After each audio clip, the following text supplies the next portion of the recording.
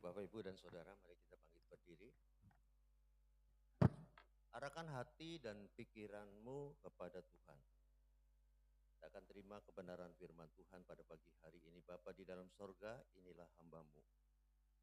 Pakai hamba-Mu pada pagi hari ini bukan dengan kuat gagah dan kehebatan manusia. Tetapi biarlah kebaikan, kemurahan, dan kasih Tuhan turun atas hamba-Mu ini, Tuhan. Sehingga hamba boleh berbicara atas kuat gagah dan hebatnya Tuhan. Hamba sangat menyadari bahwa ketika berdiri di atas mimbar adalah satu hal yang sangat tidak layak bagi hamba-Mu. Tetapi oleh karena darah Yesus, hamba menjadi layak untuk memberitakan dan menyampaikan isi hati Tuhan di tempat ini. Terima kasih Tuhan, dan sebentar dalam beberapa menit ke depan Engkau kiranya berbicara atas hamba-Mu ini, dan hamba-Mu biarlah Engkau jadikan hanya sebagai alat untuk menyampaikan isi hati Tuhan yang menjadi kerinduan Tuhan yang besar. Untuk anak-anak Tuhan mengetahui kebenaran yang hakiki dari keselamatan yang dikerjakan oleh anaknya, yaitu Tuhan Yesus Kristus. Terima kasih Tuhan. Hamba menyerahkan hamba-Mu ke dalam tangan-Mu. Tutup bungkus hamba-Mu dengan kuat kuasa darah Yesus. Tubuh, jiwa, roh, pikiran, imajinasi, memori hamba-Mu. Dan sembunyikan hamba-Mu di balik salib-Mu yang penuh kemuliaan. Sehingga seluruh tempat ini dipenuhi oleh kemuliaan Tuhan. Terima kasih Tuhan. Di dalam nama Tuhan Yesus Kristus, hamba berdoa dan hamba mengucap syukur. Haleluya. Amin. Berikan kemuliaan bagi Tuhan.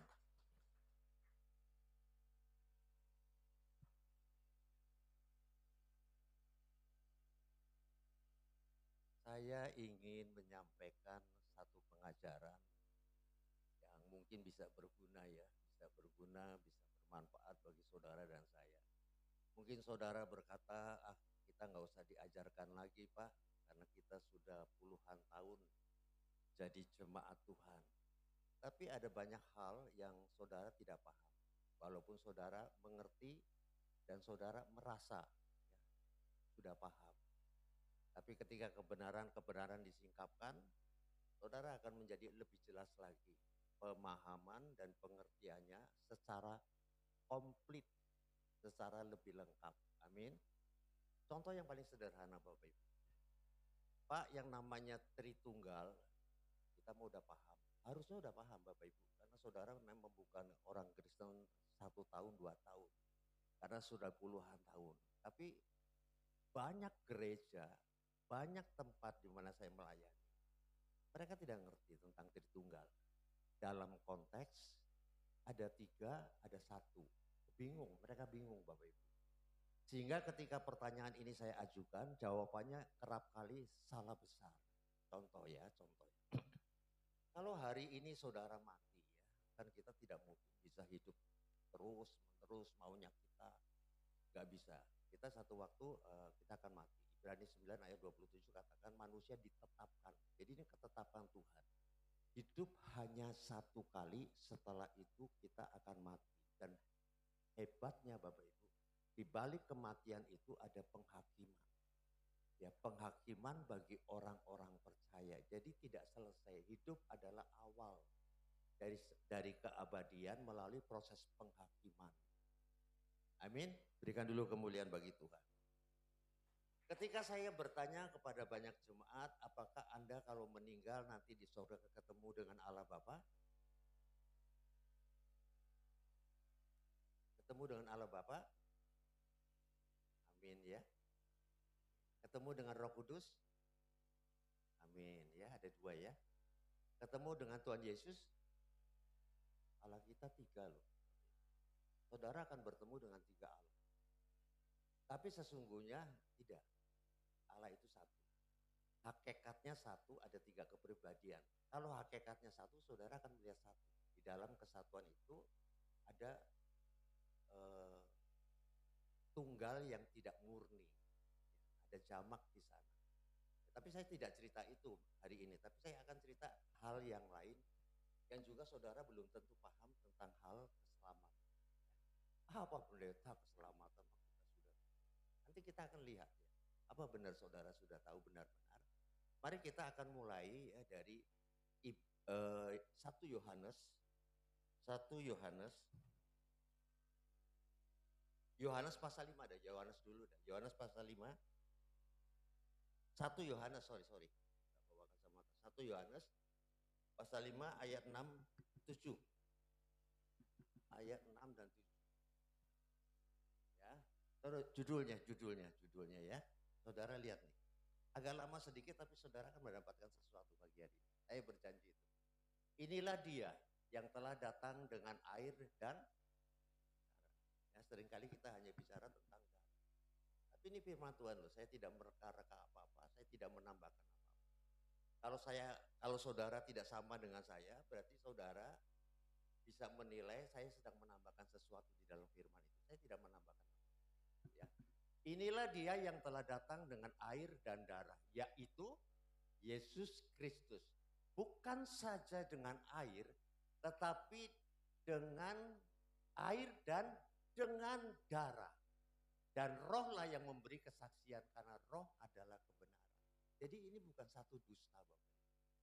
Roh yang memberikan kesaksian kepada kita bahwa Yesus datang itu bukan hanya dengan darahnya sebagai bagian dari keselamatannya. Tetapi air dan darah, kemudian ada repetition, pengulangan.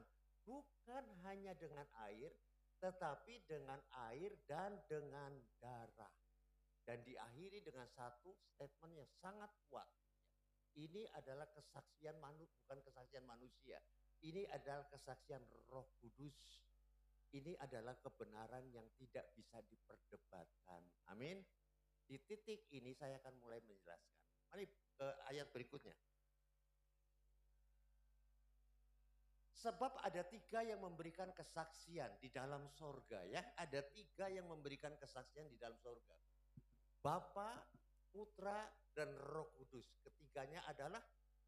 Tapi Anda tadi lihat 3. Anda lihat 3 tadi. Tidak, Anda tidak akan lihat 3 di sana. Anda hanya lihat 1. Ya, karena ketiganya adalah satu. Ini yang saya katakan.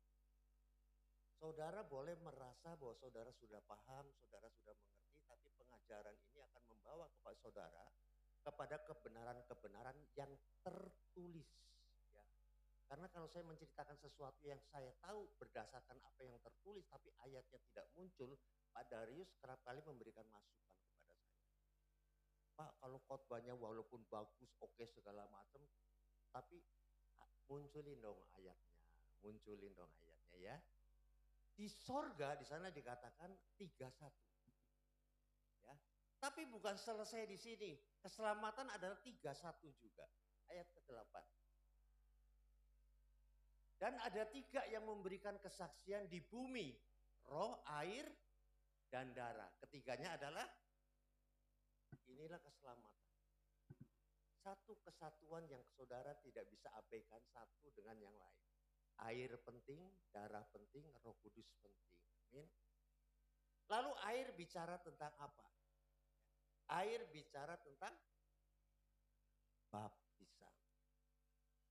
Baptisan berbicara tentang apa? Lahir baru. Yang lama sudah dibaru, yang lama sudah berlalu, yang lama sudah datang. Yang baru sudah datang. Itu tadi 2 Korintus pasal 5 ayat 7. Baptisan adalah indikasi iman. Nah, sebelum saya melangkah lebih lanjut, saya harus bertanya, Bapak. Supaya pengajaran ini nanti di end-nya saudara akan mengerti benar-benar bahwa keselamatan bukan hanya sekedar ada di posisi salib. Salib itu satu bagian dari 3 yang menjadi satu. Sekarang saya mau bertanya, pertobatan itu indikasi atau tindakan daripada iman. Ada di antara saudara yang hari ini belum dibaptis? Ada? Baptis salam? Sudah semua ya? Sudah semua ya? Belum? Belum semua ini Pak. Masih ada yang belum dibaptis ya? Baptis selam. Ya. Ada baiknya Bapak Ibu, apakah berkenan atau tidak berkenan di hadapan Allah, kita tidak boleh menjadikan itu sesuatu yang clear. Karena kita tidak pernah tahu apakah baptisan percik itu berkenan, apakah harus diselam, tetapi lebih baik kita merujuk kepada kebenaran. Yesus sendiri tidak pernah dipercik. Yesus itu adalah selam. Jadi kalau saudara dipercik, ini bukan perdebatan tentang baptisan. Ini adalah perdebatan tentang kebenaran. Jadi saudara harus diselam. Pada waktu Yesus dibaptis, kenapa saya katakan itu bagian dari iman? Karena ada jalan yang membuka pelayanan Tuhan Yesus. Siapakah nama rasul yang membuka jalan pelayanan Tuhan Yesus? Siapa? Kenapa harus ditambah pembaptis? Karena memang itu bagian yang penting. Yohanes Pembaptis adalah tokoh yang membuka jalan untuk karya keselamatan itu dikerjakan oleh pribadi yang namanya Yesus. Orang-orang berbondong datang, ada yang dibaptis, ada yang tidak dibaptis. Pasti Bapak Ibu. Cuma Alkitab bicara tentang yang dibaptis. Saya percaya ada sebagian orang yang tidak beriman untuk baptisan itu, dia tidak turun ke sungai. Dan dia tidak dibaptis oleh Yohanes Pembaptis. Yesus datang, baptisan itu sesungguhnya hanya untuk orang yang punya dosa. Orang yang tidak punya dosa tidak perlu ada baptisan. Karena baptisan adalah indikasi pembersihan terhadap dosa. Lalu datanglah Yesus minta dibaptis. Lalu Yohanes Pembaptis mengatakan, aku tidak perlu membaptis engkau karena engkau memang lebih besar dari aku. Dan engkau adalah bukan bagian dari kelompok orang yang harus dibaptis. Jadi baptisan itu bukan perlu atau tidak perlu, tapi harus engkau mengalami baptisan. Tapi Yesus tetap mau dibaptis Bapak Ibu. Apa makna baptisan Yesus? Ada dua baptisan makna baptisan. Yang pertama adalah baptisan pertobatan. Yesus dibaptis, apa Yesus perlu bertobat? Tidak. Kenapa saya katakan semua baptisan adalah kelompok daripada baptisan pertobatan? Karena Yohanes Pembaptis memulai dengan pertobatan. Bertobatlah sebab kerajaan Allah sudah dekat. Yang mau bertobat dibaptis. Yesus tidak perlu dibaptis. Lalu apa maknanya Yesus dibaptis? Kan pertanyaannya seperti itu. Nah, maka saya harus menjelaskan kepada saudara makna baptisan Yesus adalah memindahkan dosa.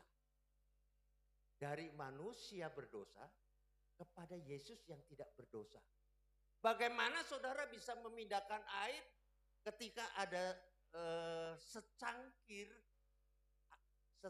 ada gelas yang berisi. Nggak bisa saudara tuang ke sana. Harus kosong.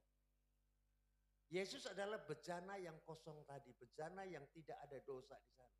Semua dosa melalui baptisan Yesus. Dosa-dosa saudara dipindahkan. Baru salib itu menjadi signifikan dan berarti bagi saudara. Karena waktu Yesus disalib itu adalah hukuman terhadap dosa-dosa saudara. Kalau saudara belum dibaptis, bagaimana dosa saudara bisa pindah ke Yesus?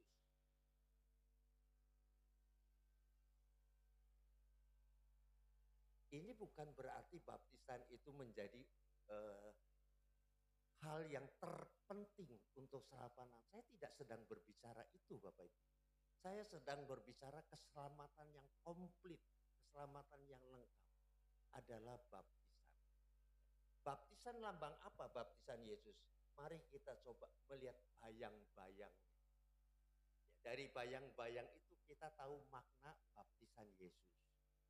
Imamat pasal 4 ayat 32 sampai dengan 35. Imamat pasal 4, 32, 35. Nah, nanti saudara akan lihat ya. Ini bicara tentang dosa.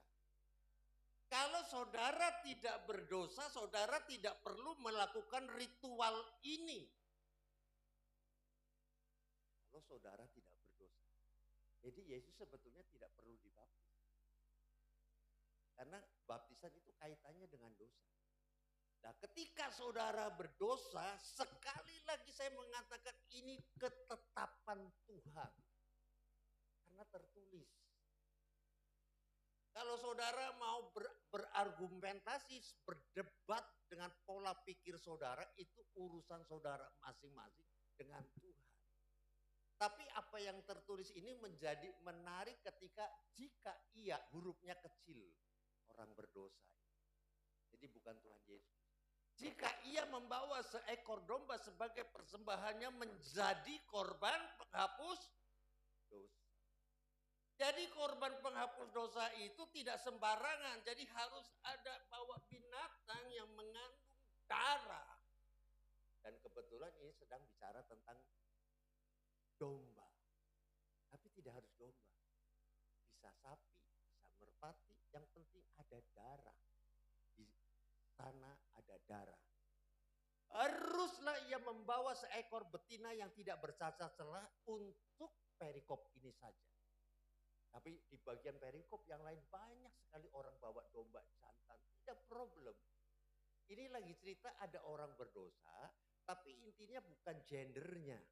Bukan betinanya, bukan jantannya. Tapi intinya sedang berbicara tentang binatangnya. Binatang ini hidup, dosa itu mati. Terjadi pertukaran antara kematian dan kehidupan melalui dosa, melalui media binatang. Seekor betina yang persyaratannya tidak bercacat celah. Jadi bukan sembarang binatang yang saudara bisa bawa dan kemudian saudara katakan, Tuhan, aku mau mengaku dosa dan aku mau menghapus dosa-dosa saya selama 1 minggu ini dengan binatang ini. Ini kan ada darahnya, Tuhan. Tidak.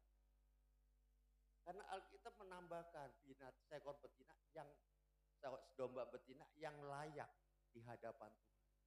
Yaitu tidak bercacat celah. Artinya saudara harus memberikan yang the best, yang terbaik dari yang saudara sudah punya.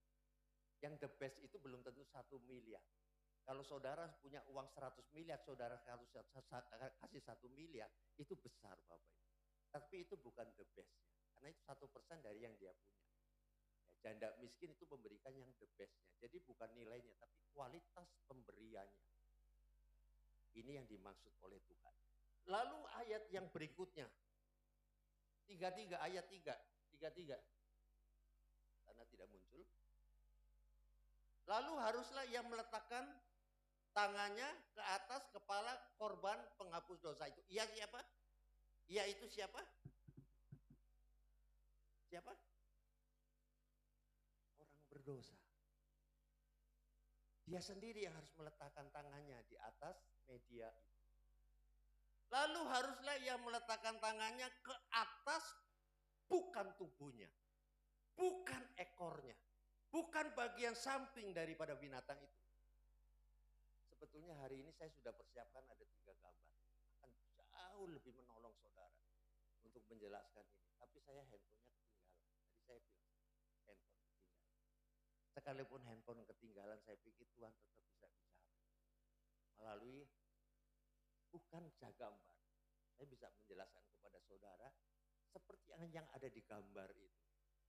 Jadi yang saudara tumpangkan aturannya adalah di atas kepala itu. Kenapa? Kepala menggambarkan seluruh daripada kita, itu kepala. Tangan dipotong, you masih bisa hidup. Kuping dipotong, you masih bisa hidup. Tapi begitu kepala dipotong, you mati. Ya. Jadi penumpangan itu pun harus ada di atas binatang korban kepalanya. Yang saya mau berikan tekanan kepada saudara. Penumpangan tangan. harus ada penumpangan tangan. Nggak tahu, saya heran. Pokoknya dari sononya Tuhan ingin memberikan catatan penting bagi saudara. Penumpangan tangan itu adalah hal yang sangat penting bagi Tuhan. Sangat penting. Kalau tidak penting, ya yang penting binatangnya tidak bercacat. Yang penting kan sebetulnya kita hatinya murni. Tidak, bagi Tuhan tidak. Harus ada ritual penumpangan tangan. Jadi penumpangan tangan itu bagian yang penting. Setelah itu baru lakukan hal yang lebih prinsip lagi. Lakukan hal yang lebih prinsip lagi.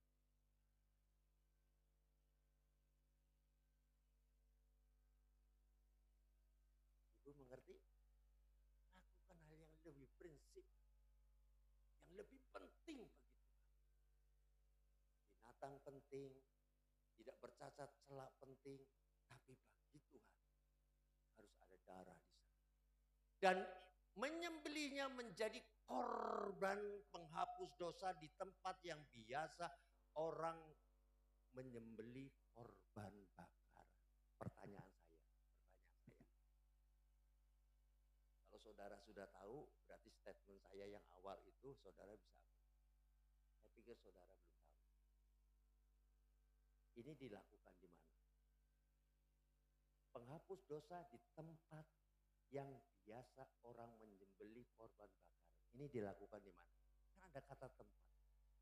Di tempat yang biasa, gak boleh sembarang tempat.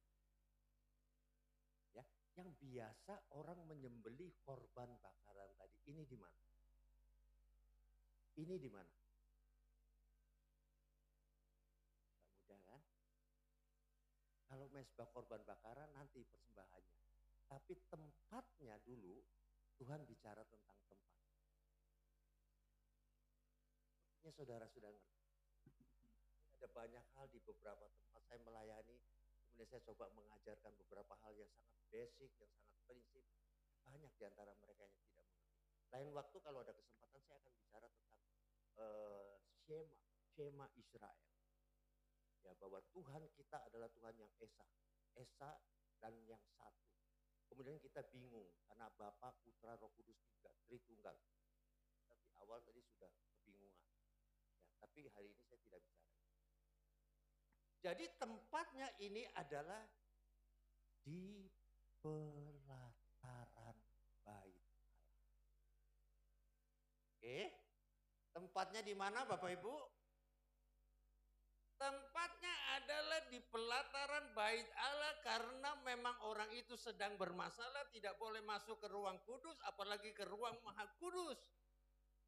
Di tempat yang biasa orang menyembelih korban bakaran tadi. Ya. Siapa yang menyembelih binatang ini? Imam atau dia? Imam. Itu betul. Kalau bicara tentang perwakilan imam terhadap bangsa Israel yang berdosa. Itu di ruang maha kudus terjadi. Tapi ini peristiwanya tidak di situ. Ini peristiwanya di pelataran. Yang tumpang tangan bukan imam. Yang tumpang tangan adalah kita orang berdosa, tumpang tangan kepada kepala binatang tadi, tumpang tangan, kemudian kita mengaku dosa. Jadi pemindahan dosa itu harus diucapkan. Ya Tuhan, aku datang dengan korban penghapus dosa yang tidak bercacat celah ini, aku berdosa. Karena sepanjang minggu ini aku telah berzina.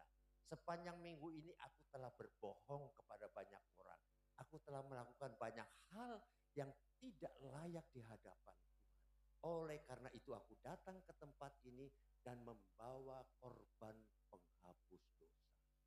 Setelah pengakuan itu, dia menyembelih binatang tadi. Ditampunglah di dalam wadah tempat darah itu ditampung. Baru muncul ayat yang ke-34. 34. Kemudian imam mengambil dengan jarinya sedikit. Ya, tadi kan tidak ada cerita tentang penyembelihan. Tapi sudah ada darah di sana. Sudah disembelih. Kemudian imam harus, wah ini lebih gila lagi nih Bapak Ibu. Tidak ada tawar-menawar, pokoknya harus mengambil dengan jarinya sedikit dari darah korban penghapus dosa itu, darahnya harus diambil. Lalu membubuhkannya pada tanduk-tanduk mezbah korban bakaran seperti yang Pak Hadi tadi bilang. Pak, tempatnya di mezbah korban pembakaran, bukan tempat penyembelian. Itu adalah tempat di mana korban itu setelah disembeli, imam masuk ke sana. Imam masuk ke sana, dia ambil darahnya, kemudian semua darah selebihnya haruslah dicurahkan kepada bagian bawah mezbah. Saya mau cerita sedikit Bapak Ibu. Itu ada semua darah sisanya Bapak Ibu. Semua darah selebihnya yang dia ambil kan sedikit ya, yang dia ambil sedikit. Kemudian sisanya, selebihnya harus dicurahkan ke bagian bawah mezbah. Ini mezbah. Mezbah itu ukurannya 1,2 meter dikalikan 2,4, dua kalinya. Itu mezbahnya sebesar itu. 1,2 meter kali 2,4 meter. Itu mezbahnya. Yang sedikit tadi ditaruh di mana? Karena yang banyak ini sisanya ditaruh di bagian bawah mezbah. Langsung dibuang ke sana darah. Dibuang ke sekeliling itu di bawah. Karena ini mezbah persembahan. Tuhan ingin ada darah di sana. Lalu yang sedikit tadi ditaruh di mana Pak? Tanduk-tanduk mezbah korban bakaran. Bukan tanduk binatang tadi ya, perhatikan tuh. Tanduk-tanduk mezbah. Tanduk-tanduk mezbah. Bukan tanduk-tanduk korban binatang tadi. Bukan. Jadi di dalam mezbah tadi Bapak Ibu, di dalam mezbah, di ujungnya sini ada tanduk Bapak Ibu. Nanti saudara bisa, hari ini, sekarang saudara bisa lihat di YouTube ada. Ini ada tanduk, ini ada tanduk, ini ada tanduk, ini ada tanduk. Jadi 4 sudutnya ada tanduk. Darah yang sedikit tadi itu dioleskan ke semua tanduk-tanduk ini. Sedikit, sedikit, sedikit. Sisanya dibuang ke bawah. Ini sudah siap Bapak Ibu. Ya sudah ada darah dan sudah ada mezbahnya. Mezbah yang memenuhi persyaratan hasrat Allah untuk menyelesaikan persoalan kematian akibat dosa, yaitu darah yang menyebabkan saudara mendapatkan kehidupan kembali. Karena di dalam darah ada nyawa makhluk hidup. Itu sangat gampang dijelaskan. Jadi sedikit darah di tanduk-tanduk tadi, kemudian imam harus mengambil dengan jarinya sedikit, 34, 35. Ya. Sebelum kita baca 35, saya mau jelaskan begini. Ini sudah siap ya. Tapi Tuhan tidak mau. Tuhan tidak mau domba semua tadi, dombanya tadi langsung ditaruh di mezbah persembahan. Tuhan nggak mau, nggak mau. Karena ada bagian-bagian yang tidak layak di hadapan Tuhan dari binatang tadi. Kalau yang tidak bercacat celah itu luarannya, dalamnya kita nggak bisa lihat. Ada bagian yang Tuhan tidak mau terima dari binatang tadi. Darahnya dia mau terima. Tapi binatang itu ditaruh di sana, bukan langsung ditaruh semuanya di sana. Ya, ayat 35.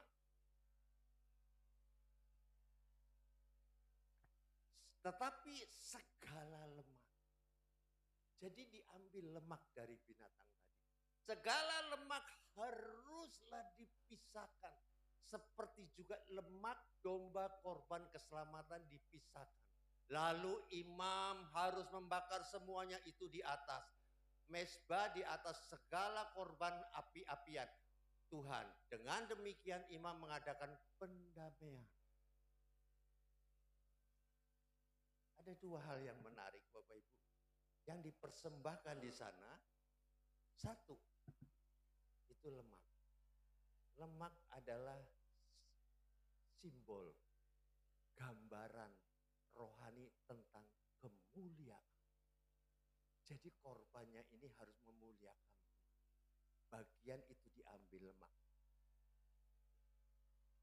Darah itu bicara tentang kuasa. Kemuliaan dan kuasa Allah akan ada di sana dalam persembahan tadi. Amin. Berikan kemuliaan bagi Tuhan. Dengan demikian, ya, jadi sudah selesai. Acara tadi sudah selesai. Dosa orang ini sudah dipindahkan ke binatang. Dengan demikian Allah dengan kita menjadi tidak berseteru. Dengan demikian imam mengadakan pendamaian bagi orang itu karena dosa yang telah diperbuatnya sehingga ia menerima pengampun.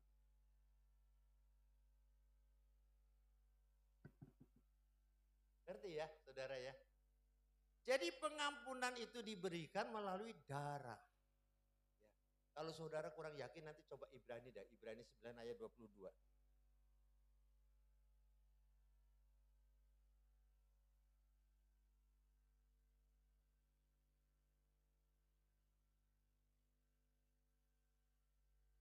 Dan hampir segala sesuatu disucikan menurut hukum Taurat dengan just only one. Yang Tuhan mau untuk penyucian. Perbuatan baik tidak bisa menyucikan dosa. Segala moral yang sangat tinggi, yang sangat luar biasa tidak bisa menghilangkan dosa. Tapi darah ini dan hampir segala sesuatu disucikan menurut hukum Taurat dengan darah. Dan tanpa penumpahan darah tidak ada pengampunan.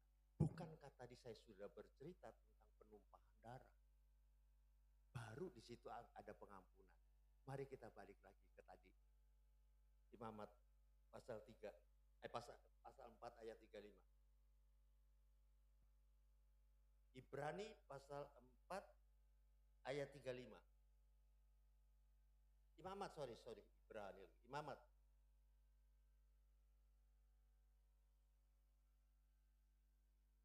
Bagian yang bawah ya, bagian yang bawah. Dengan demikian, imam mengadakan pendamaian bagi orang itu karena sudah ada penumpahan darah. Karena dosa yang diperbuatnya sehingga dia menerima pengampunan. Segala sesuatu disucikan menurut Ibrani. Tanpa darah tidak ada pengampunan. Di situ ada darah, ada pengampunan. Selesai. Itu namanya bayang-bayang anak.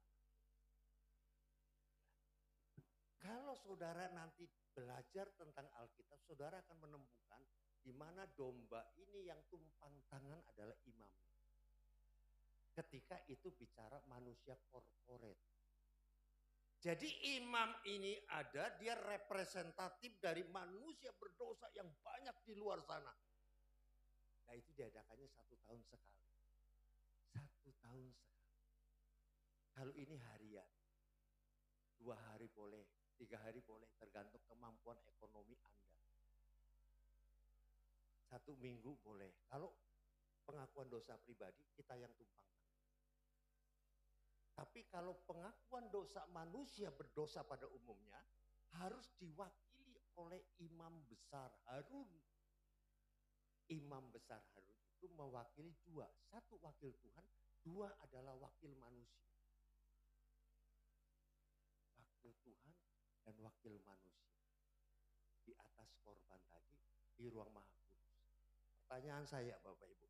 Apa beda mezbah korban di pelataran dan mezbah korban di ruang Maha Kudus?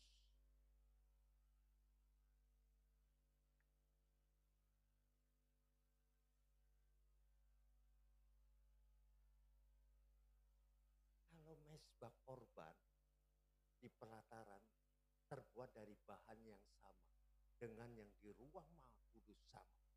Bahannya adalah kayu akasia. Kayu akasia itu kayu yang kuat, kokoh, tidak mudah dirayap, tidak mudah rusak. bahannya sama, ukurannya sama. Lalu yang membedakan meja korban persembahan tadi adalah lapisan luarnya. Di pelataran dilapisi dengan lapisan perunggu. Perunggu bukan lambang kemuliaan. Amin. Tapi tetap ada lapisan yang perunggu. Nanti di ruang Maha Kudus sana sama persis, ada tanduk di 4 ujungnya, upacaranya sama, tumpang tangannya berbeda. Imam besar, kemudian mezbah yang ada di sana, mezbah yang dilapisi dengan lapisan emas. Itu bicara tentang anak domba yang orang per orang menggunakan darahnya untuk membersihkan dosa. Jadi dosanya sudah pindah ke domba, ke binatang ini sudah pindah. Ada tumpang tangan di sana. Mari kita berimajinasi sebentar. Apa yang terjadi ketika Yohanes Pembaptis menumpangkan tangannya? Ini imam loh, Yohanes Pembaptis itu imam, bukan orang berdosa yang mewakili banyak orang. Karena di situ ada orang-orang yang berdosa yang sudah diselesaikan oleh dia. Tapi hari itu dia menyelesaikan baptisan Yesus. Waktu dia tumpang tangan kepada Yesus, dia sedang mewakili Allah dan manusia. Karena dia adalah manusia berdosa. Jadi dia adalah manusia berdosa yang mewakili orang-orang berdosa di sana, di luar sana. Kemudian dia baptis melalui tumpang tangan. Waktu tumpang tangan itu terjadi pemindahan dosa. Dosa saudara kepada Yesus. Itu dibaptisan. Makanya ayatnya mengatakan, yang lama sudah berlalu. Yang lama itu kamu penuh dengan dosa. Itu baptisan. Waktu dosa-dosa saudara sudah dipindahkan ke korban tadi, ke binatang tadi, lalu binatang itu disembelih dan seterusnya, maka yang diselesaikan adalah dosa-dosa saudara. Tapi kalau saudara tidak dibaptis, Bapak Ibu, lalu Yesus naik ke kayu salib, darahnya tercurah. Tapi saudara belum memindahkan dosa saudara kepada anak domba Allah tadi. Anak domba Allah. Yang bisa menyebabkan baptisan tidak menyelamatkan kita bukan baptisannya. Karena indikasi bahwa saudara tidak beriman. Tidak beriman terhadap karya keselamatan Tuhan. Air, darah, dan Roh Kudus. Saudara mulai ngerti ya? Jadi ketika Yohanes Pembaptis itu dia membaptis Yesus, itu lambang. Orang yang beriman kepada baptisan sedang memindahkan dosa kita kepada korban anak domba Allah yang sekali dan dia tidak usah berulang kali. Sekali dan tidak perlu berulang kali. Coba saya mau lihat. Sebentar, saya tidak bawa kacamata.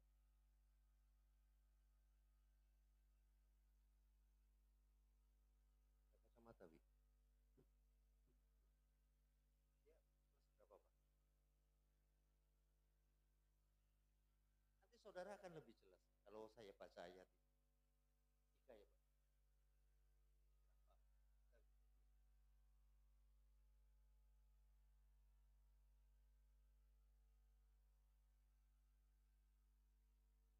Nanti ke saya balikin, pokoknya kan jadi bisa lihat ini.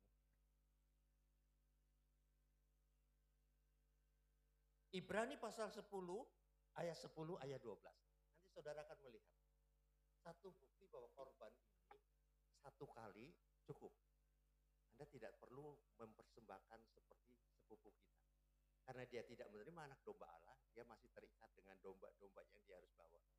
Tiap tahun mereka punya hari raya korban. Mereka belum bisa diselesaikan. Tapi kita sudah bisa. Mari kita lihat Ibrani 10. Dan karena kehendaknya inilah kita telah dikuduskan satu kali untuk selama-lamanya oleh persembahan tubuh sekali untuk selama-lamanya. Selanjutnya setiap imam melakukan tiap-tiap hari pelayanannya dan berulang-ulang mempersembahkan korban yang sama sekali tidak dapat menghapuskan dosa dalam konteks ritual saja. Ya. Ayat 12.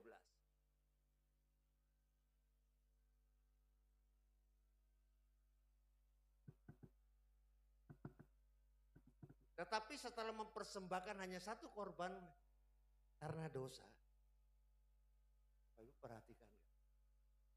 Waktu saya dipanggil oleh Pak Darius untuk firman Tuhan. Pak Darius bilang, saya serahkan kepada hambanya. Saya maju. Ini saya sedang bertugas dan bekerja. Kalau saya nanti terakhir lagu pujian, selesai tugas saya. Apa yang saya lakukan? Apa saya tetap di mimbar? Tidak. Indikasi bahwa saya sudah selesai, saya akan duduk di situ. Cuma sayangnya saya tidak duduk selama-lamanya. Nanti minggu ketiga, Pak Darius bilang, sini lagi dong. Jadi duduk berdiri. Kalau Yesus sudah menyelesaikan pekerjaannya. Tetapi ia telah mempersembahkan hanya satu korban saja karena dosa. Ia duduk untuk selama-lamanya di sebelah kanan Allah.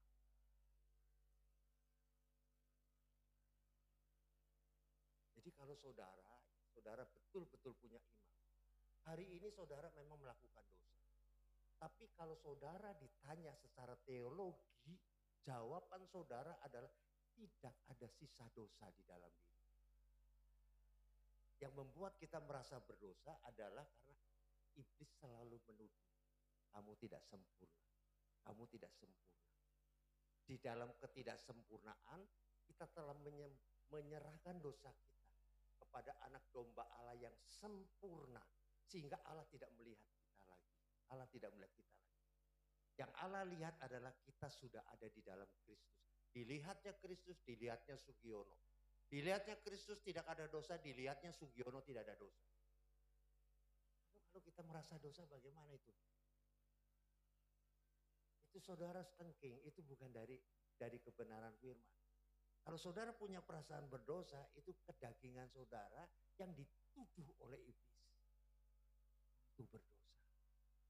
Kita sudah tidak berdosa, Bapak. Untuk selama-lamanya korban ini selalu saja.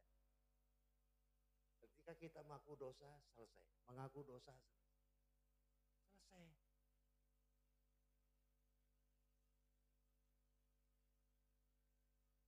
Makanya Yesus mengatakan waktu penebusan dosa itu selesai, dia langsung mengucapkan kata tetelestai, sudah selesai.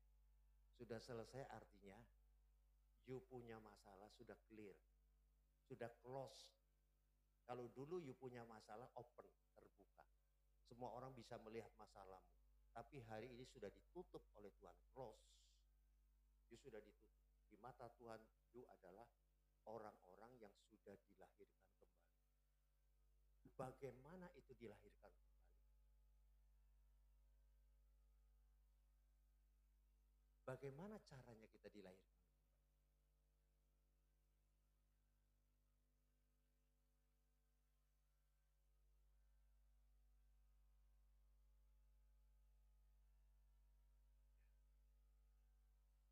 Nikodemus, Bapak Ibu, itu guru dari semua guru-guru agama.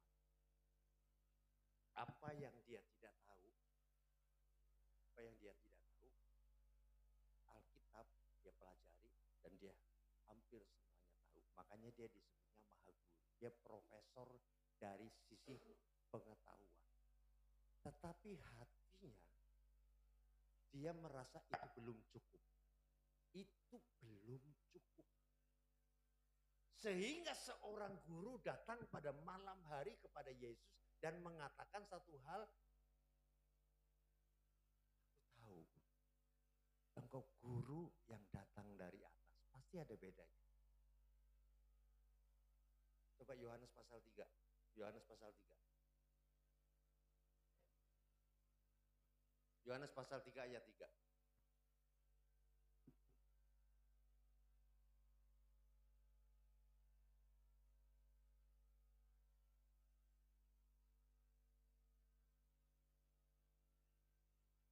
Yesus, kalau yang dua dulu dah, supaya saudara bisa paham.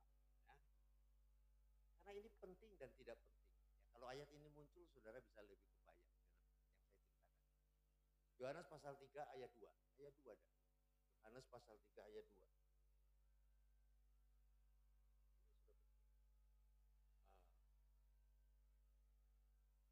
Nikodemus datang pada waktu malam hari. Dia punya gengsi yang besar. Gua udah tahu lah. Udah Pak Sugiono khotbah itu aja gua udah tahu lah. Tapi Nikodemus ini masih gelisah. You boleh tahu banyak tentang firman Tuhan. Tapi kegelisahan itu asalnya dari roh saudara yang belum dipenuhi oleh roh Kristus. Kegelisahan itu. Nikodemus belum dilahirkan baru. Ia datang pada waktu malam hari kepada Yesus dan berkata, "Rabi, kami tahu." Jadi banyak orang tahu bahwa engkau datang sebagai guru yang diutus Allah. Sebab tidak ada seorang pun yang dapat mengadakan tanda-tanda yang engkau adakan itu jika Allah tidak menyertainya. Yesus menjawab dan bukan menjawab statement tadi. Karena di ayat kedua tidak ada tanda tanya. Apa yang perlu dijawab? Yesus tidak perlu menjawab itu. Karena Nikodemus tidak sedang bertanya. Nikodemus hanya sedang menyatakan, aku tahu kamu bukan guru sembarang guru. Kamu guru dari Allah karena tanda-tanda yang menyertai kamu itu sangat luar biasa. Itu tidak mungkin kalau tidak datang dari Allah. Itu sudah cukup selesai. Yesus tidak perlu jawab. Hanya menjawab, ya apa yang kamu katakan benar.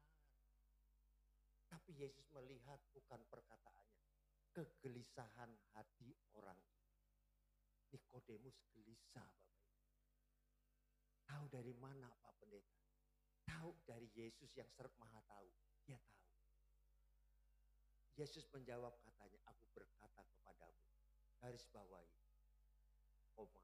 Koma itu artinya berhenti dulu. Apa yang dikatakan Yesus kita tunggu dulu. Koma, Yesus berkata begini. Ayat 3, sesungguhnya artinya kalau ini tidak terjadi, kamu masuk neraka. Kamu masuk neraka. Sesungguhnya jika seseorang tidak dilahirkan kembali, ia tidak dapat melihat kerajaan Allah. Lahir baru. Bagaimana caranya lahir baru? Kan tadi saya tanya, gimana Pak caranya lahir baru? Saudara cukup loncat ke ayat yang kelima. Jawab Yesus, aku berkata kepadamu, sesungguhnya jika seseorang tidak dilahirkan dari air baptisan, kita sudah bahas. Amin. Dan terbuka untuk Roh Kudus bersemayam di dalam roh kita, bukan di dalam jiwa kita. Dia harus menjadi tuan dalam hidup kita. Itu namanya lahir baru. Kalau hari ini kamu bisa rasakan siapa yang bertata di dalam ego kamu. Apakah dirimu atau Tuhan Yesus? Kalau Tuhan Yesus bertata di sana, maka saudara harus pegang satu ayat yang saudara harus bawa itu sampai mati. Kalau saudara memang benar-benar pegang ayat itu bahwa yang bertata di dalam hatiku, yang bertata di dalam egoku adalah Yesus, maka saudara harus pegang ayat ini sampai mati. Galatia pasal 2 ayat 20.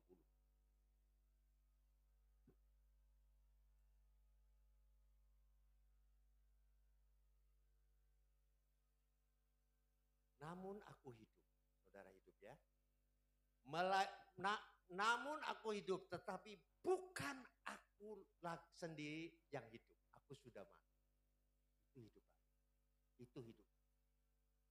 Kalau kamu mau-maunya sendiri dan menurut kamu ini baik dan kamu mereka-reka pasti Tuhan berkenan, kamu sedang berjalan di dalam kehendak-Mu.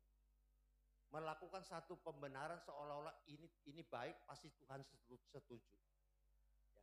Namun aku hidup tetapi bukan lagi aku sendiri yang hidup, bukan kita yang hidup. Amin. Melainkan Kristus yang hidup di dalam aku, dan hidupku yang kuhidupi sekarang di dalam daging, sekarang itu dalam daging, adalah hidup oleh iman dalam Anak Allah yang telah mengasihi aku dan menyerahkan dirinya untuk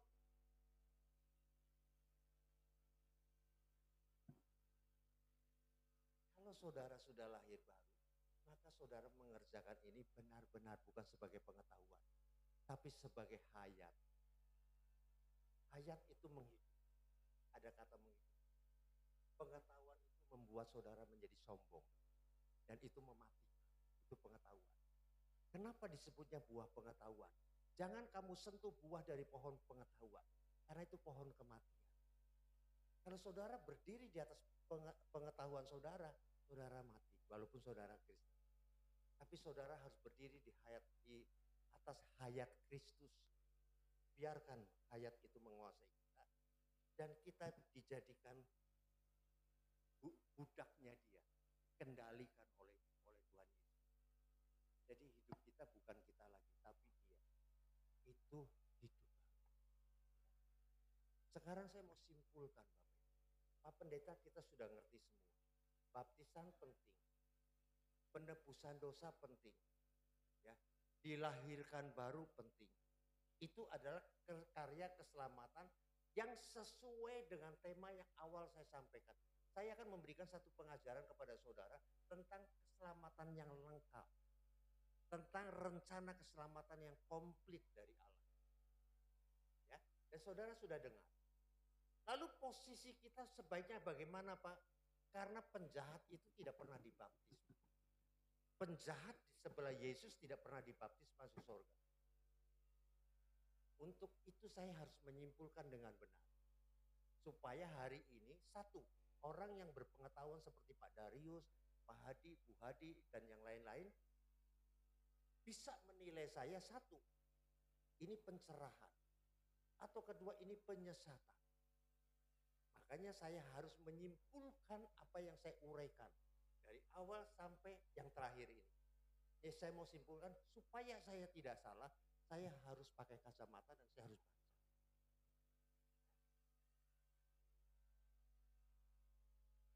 Apa yang saya dapat simpulkan mengenai baptisan tadi? Ya. Ini harus saya baca. Jadi pertama, baptisan tidak menyebabkan keselamatan. Karena baptisan itu bagian dari keselamatan. Kalau saudara dibaptis tapi tidak hidup baru, saudara tidak diselamatkan. Ya, jadi baptisan adalah tidak menyebabkan kita menjadi selamat.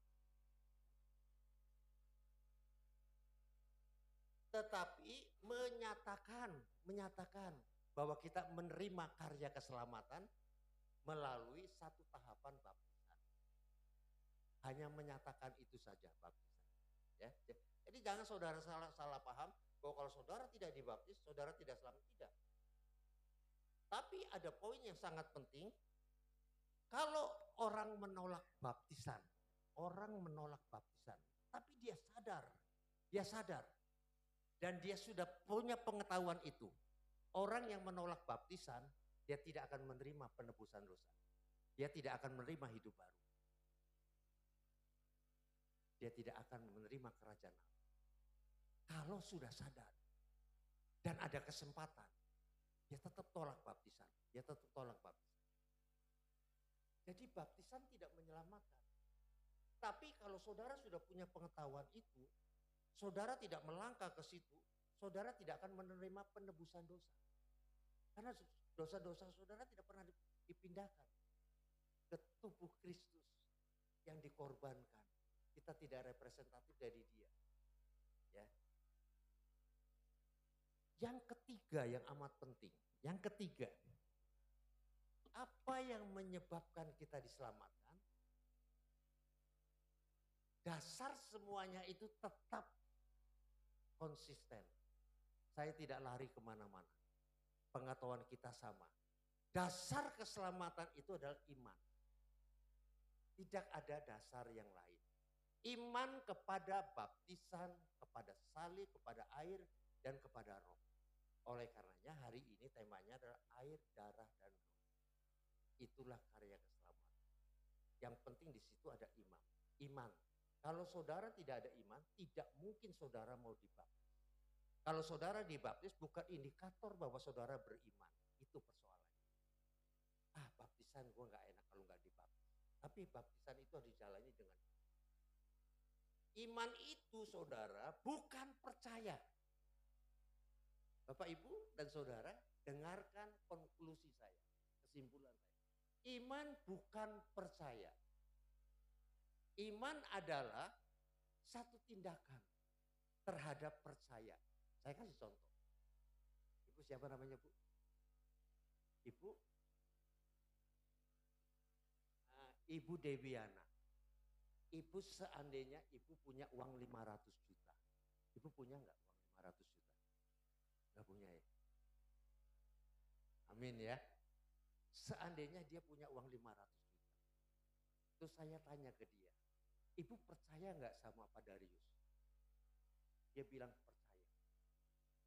Ibu boleh enggak Pak Darius dia mau pegang saja besok dikembalikan 500 juta. Loh kenapa dipegang saja? Karena dia memang senang. 500 juta. Pegang saja senang. Belum memiliki. Dia nggak serahkan ke. Dia percaya tapi dia ragu-ragu. 500 juta Pak Sugiono. Kalau cuma 2.000 perak, iya saya serahkan. Itu bukan yang terbaik.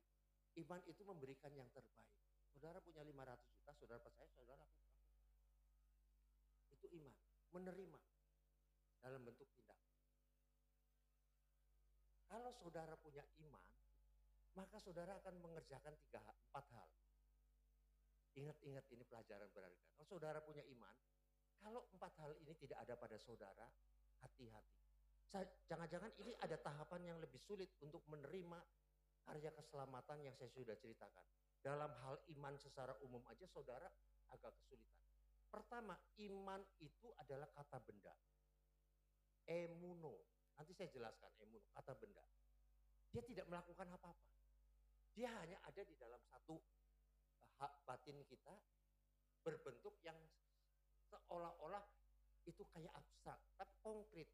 Dia merupakan satu kata benda. Nah, apa yang ekspresi daripada iman itu adalah pekerjaan, kata kerja, itu percaya. Nah, berdasarkan itu, maka Alkitab memunculkan kata iman ratusan kali, kata percaya juga ratusan kali. Kita bingung. Percaya itu bukan iman. Tapi di dalam iman pasti ada tindakan percaya. Jadi bagaimana Pak Pendeta kesimpulannya? Iman itu apa? Iman percaya. Pertama percaya. Tapi percaya yang dari hatimu. Bukan dari mulutmu. Hatimu betul-betul percaya. Pertama dia percaya. Kedua, orang yang percaya, dia akan mempercayakan hidupnya kepada Tuhan. Kalau saudara tidak mempercayakan hidupmu kepada Tuhan, itu saudara sedang menipu diri saudara. Yang ketiga, Bapak Ibu, iman selalu saja berbentuk ketaatan. Selalu saja berbentuk ketaatan, itu iman. Abraham disebut bapak orang beriman, dia mengalami perkara yang paling sulit di muka bumi ini. Menyerahkan anak satu-satunya. Dan dia taat. Iman berbentuk ketaatan. Dan yang terakhir Bapak Ibu, iman itu berbentuk perjalanan. Perjalanan yang harus engkau bawa sampai garis finish. Sampai mati. Karena di akhir hidup itulah yang akan menentukan. Imanmu akan menentukan keselamatan. Jadi itu satu perjalanan. Kalau itu saudara sudah punya, maka saudara pasti diselamatkan oleh Tuhan. Tuhan memberkati Bapak Ibu dan saudara yang dikasih Tuhan. Mari kita bangkit berdiri. Saya kembalikan dulu Pak, supaya nggak tambah putus ini Pak. Seperti ini. kasih Pak. Kemurahan-Mu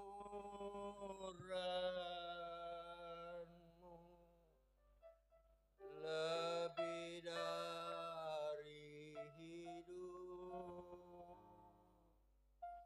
Kemurahan-Mu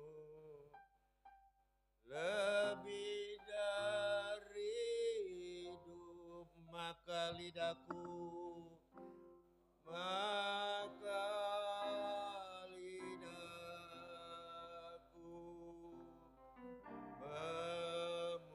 memuji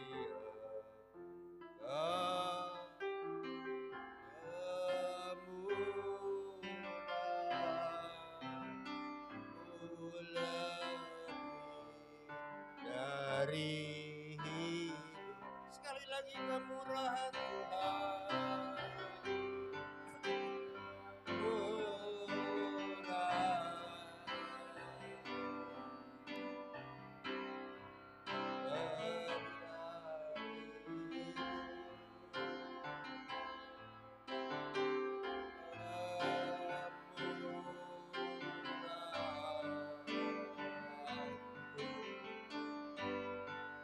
Lebih dari hidup,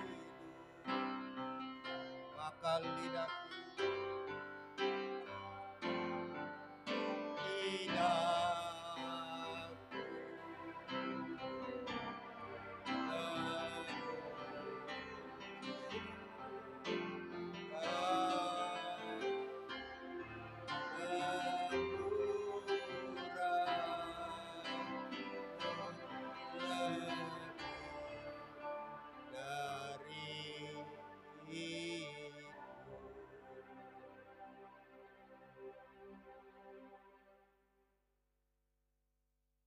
kita memang tidak layak di hadapan Tuhan untuk diselamatkan oleh karena usaha kita. Oleh karena itu bagian yang paling sangat mudah untuk kita lakukan adalah percaya dan menerima saja anak domba Allah yang telah menebus dosa-dosa dunia. Ketika Yohanes Pembaptis melihat Yesus, dia tidak mengatakan inilah Yesus. Tetapi dikatakan inilah anak domba Allah yang menghapus dosa dunia. Yesus adalah anak domba Allah yang menghapus dosa dunia. Bukan pendapat saya. Dan juga bukan opini yang digiring oleh pendeta kepada saudara. Tetapi Yohanes Pembaptis yang membuka jalan pelayanan daripada Yesus Kristus mengatakan inilah anak domba Allah yang menghapus dosa dunia. Bagian saudara cukup satu, percaya saja sama dia. Percaya sungguh-sungguh. Karena kematian itu bukan sekedar angan-angan. Tetapi kematian adalah satu realita. Dan disitulah saudara membutuhkan keselamatan yang datang dari Tuhan. Terima kasih. Di dalam nama Tuhan Yesus Kristus hamba berdoa dan hamba mengucap syukur. Haleluya. Amin. Berikan kemuliaan bagi Tuhan.